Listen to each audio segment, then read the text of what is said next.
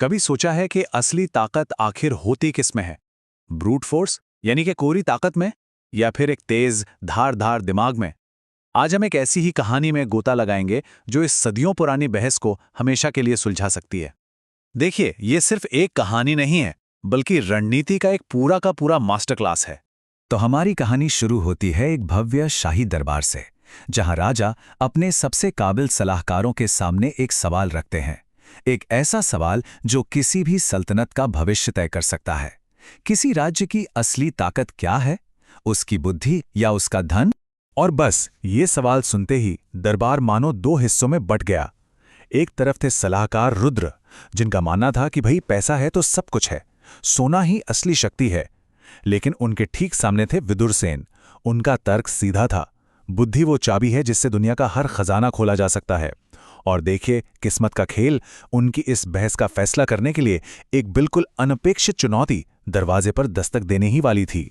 ठीक उसी वक्त जब दरबार में ये बहस चल रही थी, माधुरी नाम की एक रहस्यमयी महिला अंदर आती है। उसकी आंखों में एक अजीब सी चमक थी और उसके पास एक ऐसी कहानी थी जो इस पूरी बहस को एक जानलेवा परीक्षा में बदलने वाली थी। माधुरी एक गुप्त गुफा की कहानी सुनाती है। कहती है कि उसके अंदर एक ऐसा दिव्य कवच रखा है जिसे दुनिया का कोई भी, मतलब कोई भी हथियार भेद नहीं सकता। लेकिन कहानी में एक ट्विस्ट है। इस कवच तक पहुंचने का रास्ता तलवारों से नहीं, बल्कि दिमाग से खुलता है। कोई बहुत ताकतवर योद्धा नहीं, सिर्फ एक असाधारण बुद्धि वाला इंसान ही इसे हासिल कर सकता है। अब जहां दरबार के बाकी लोग सोच में पड़ गए, वहीं विदुरसेन के चेहरे पर एक शांत सा आत्मविश्वास था। उन्होंने न सिर्फ इस चुनौती को स्वीकार किया, बल्कि ये भी ऐलान कर दिया कि वो अकेले जाएंगे। ये सिर्फ अपनी बात साबित करने की जिद नहीं थी, ये एक बहुत सोची समझी चाल थी, ये दिखाने के लिए कि सच्ची ताकत सेना में नहीं, सोच में होती है। लेकिन कहानी में असली मोड़ तो अब आता है। विदुरसेन सिर्फ एक कवच की तलाश में नहीं जा रहे थे। उनकी तेज नजरों ने कुछ ऐसा देख लिया था जो बाकी किसी को नजर नहीं आया। ये यात्रा किसी खजाने की खोज नहीं थी, बल्कि एक बहुत बड़े धोखे को बेनकाब करने के लिए बिछाया गया एक जाल था। तो सवाल यह है कि विदुर को शक हुआ कैसे? जवाब एक बहुत ही छोटी सी डिटेल में छिपा था, केवड़े के तेल की खुशबू। ये तेल सिर्फ और सिर्फ दुश्मन राज्य भिवाली में बनता था। बस इसी एक सुराख के दम पर विदुर ने चुपके से उस औरत का पीछा किया और उसे सीधे भिवाली के सेनापति से मिलते हुए रंगे हाथों पकड़ लिया।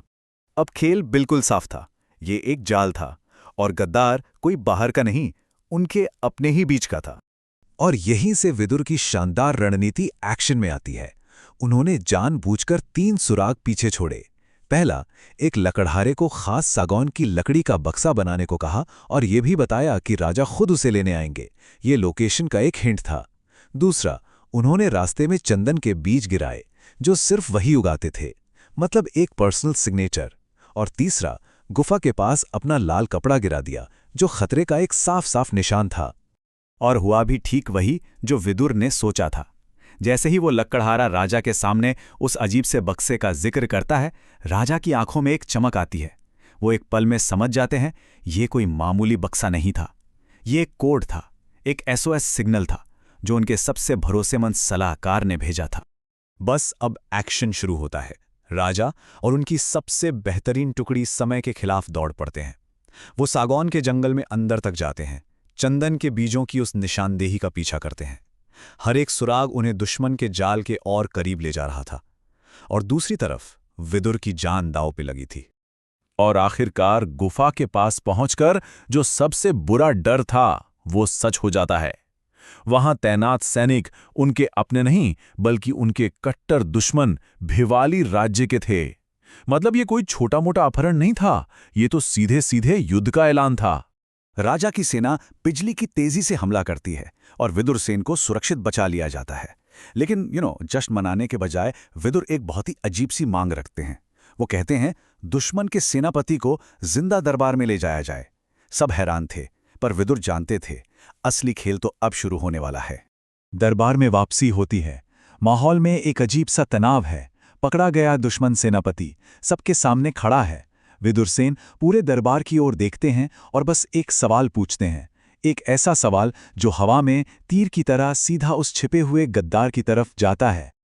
और फिर पूरे दरबार में फैले सन्नाटे के बीच पर्दा उठता है। गद्दार कोई बाहरी दुश्मन नहीं बल्कि चंद्रा था, एक भरोसेमंद सलाहकार जो हर रोज उनके साथ बैठता था और ना जाने कितने सालों से धोखे का ये मुखौटा पहने हुए था। तो जब ये सारा ड्रामा खत्म हो जाता है, दरबार वापस उसी सवाल पर लौट आता है जहां से ये सब कुछ शुरू हुआ था। इस पूरी घटना के बाद अब जवाब क्या था? असली हथियार क्या है? धन, बल या फिर कुछ ऐसा जो इन दोनों से कहीं ज्यादा ताकतवर है? दुश्मन की जो रणनीति थी वो बहुत क्रूर थी लेकिन बहुत चालाक भी।